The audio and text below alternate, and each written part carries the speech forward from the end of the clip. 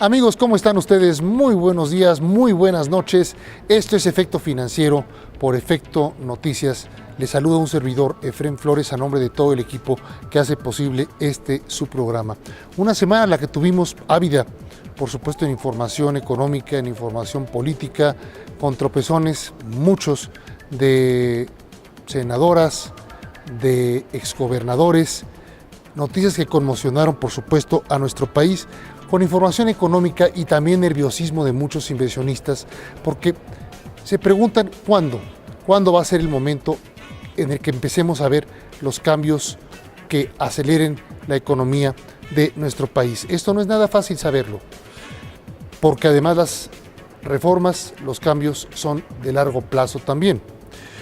Platicaremos al respecto con la licenciada Delia Paredes, directora ejecutiva de análisis del Grupo Financiero Banorte, la desaceleración económica de México, riesgos reales y psicológicos, así como sus posibles soluciones.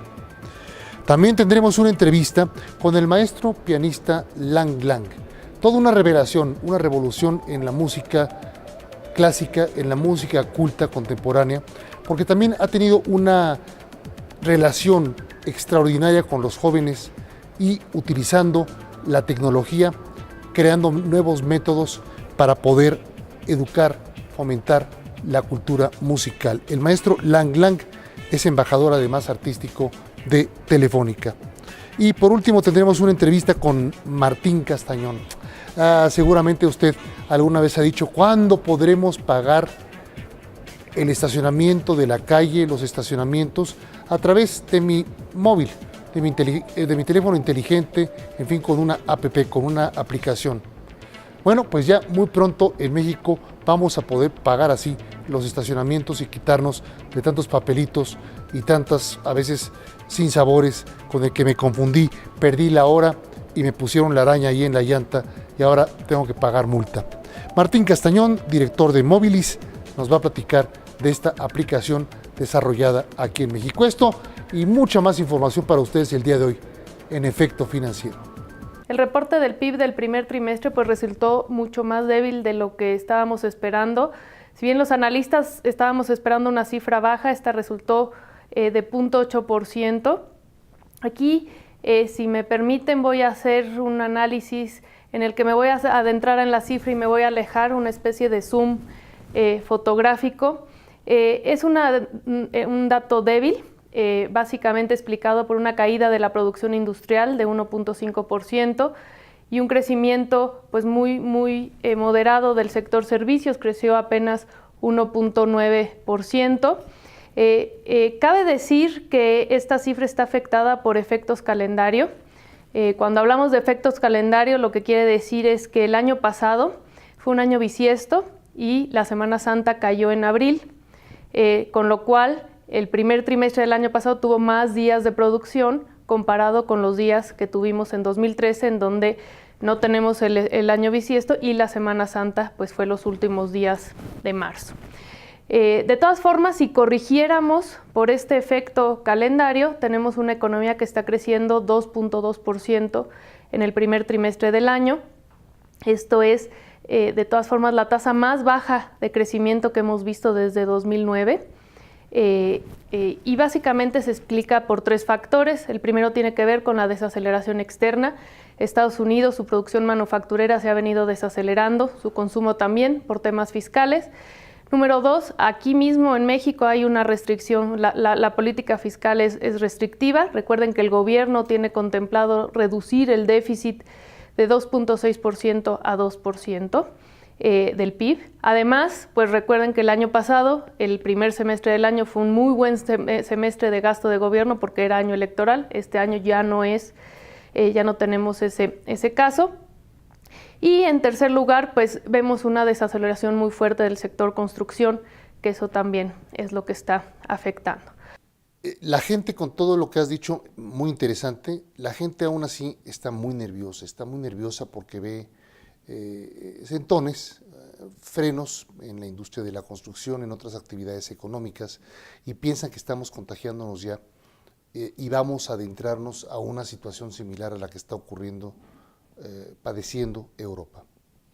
Mira, yo te diría, como mencioné hace un rato, el crecimiento todavía estamos viéndolo en 3%, lo cual, como decía, también es por encima del promedio de lo que ha crecido la economía en los últimos 10 años. Entonces, no es nada desdeñable esto. Sí hay una desaceleración de corto plazo, pero el segundo semestre del año las cosas se deben ver mucho mejor, sobre todo por el tema de demanda externa.